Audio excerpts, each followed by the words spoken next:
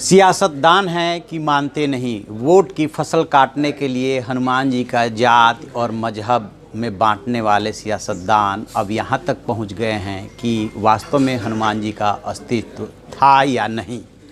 पहले उनको आदिवासी, बनवासी, दलित बताया गया, फिर मुस्लिम बताया गया, फिर जाट बताया गया और अब एक बीजेपी के सांसद ने कहा है कि चाइनीज़ उन पे क्लेम कर रहे हैं, वो चाइनीज़ थे।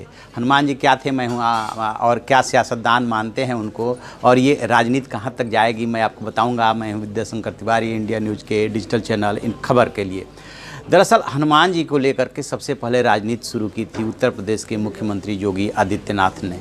गए थे चुनावी सभा में और वहाँ पे बोलते बोलते बोल गए थे कि हनुमान जी दलित थे, आदिवासी थे, बनवासी थे। शायद उनका संदर्भ उस समय ये था कि वो निचले तबके से थे और सबका उन्होंने कल्याण किया, जैसा कि बाद में उन्होंने सफाई दी और वो पूजे गए थे।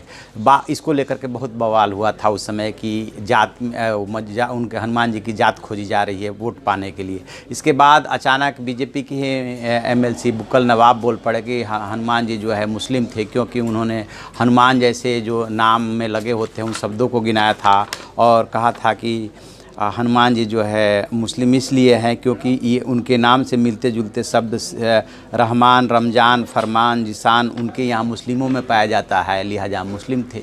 तो चौधरी लक्ष्मी नारायण जो कि उत्तर प्रदेश सरकार में मंत्री है, उनसे एक कदम और आगे निकले। उन्होंने कहा कि नहीं नहीं नहीं, हनुमान जी जाट थे। अब उनके पास पता नहीं कहाँ से ज्ञान आ गया कि हनुमान जी जाट थे। और अब बीजेपी के ही MP हैं, बेशक बीजेपी के बागी MP हैं कीर्ति आज़ाद, वो कह रहे हैं कि चाइनीज़ उन पर क्लेम कर रहे हैं। मैं भी वो ये भी साथ में कह रहे हैं कि मैं भी वो जो कर रहे हो कि चाइनीज़ क्लेम कर रहे हैं कि हनुमान जी चाइनीज़ थे। तो हनुमान जी क्या थे? दलित थे, बनवासी थे, आदिवासी थे, जाट थे, मुस्लिम थे।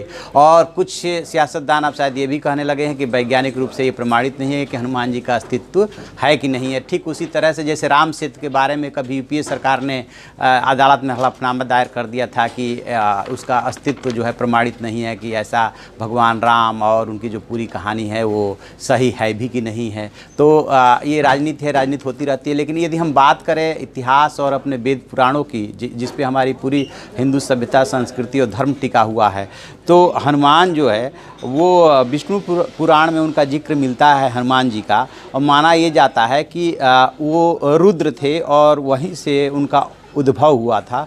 रुद्र जो आंधी, बारिश, मौसम के देवता हैं, उनसे उनका माना गया और मारुति पुत्र कहे जाते हैं। तो हनुमान जी का शब्द, हनुमान शब्द पे यदि गौर करें तो ह ब्राह्मण, नु अर्चना, माँ लक्ष्मी और न पराक्रम का द्योतक है।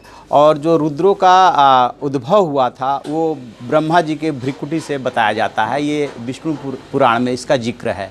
लेकिन हमें ये समझ में नहीं आ रहा, या किसी भी आम आदमी को ये समझ में नहीं आ रहा कि आखिरकार इन सियासतदानों को अचानक हनुमान जी का जो है धर्म, जाति और मजहब में बांटने की नौबत क्यों आ गई।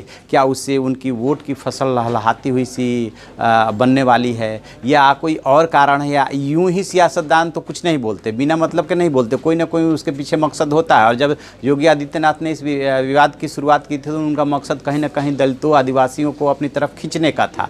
लेकिन अब जो उन्हें मुसलमान और चाइनीज़ बताया जा रहा है, ये बात, और जाट बताया जा रहा है, इसके पीछे भी मकसद सिर्फ साफ साफ दिख रहा है कि किसी तरह से ये उन पे हक जताना कि वो हमसे जुड़े हुए हैं, ताकि उस वर्ग विशेष का वोट जो है हमसे जुड़ा रहे, क्योंकि आगे आम चुनाव है। तो ये है कुछ हनुमान जी को बांटने की कोशिश। तो आप ऐसी खबरों के लिए देखते रहिए हमारा डिजिटल चैनल इन खबर, और उसे सब्सक्राइब कीजिए।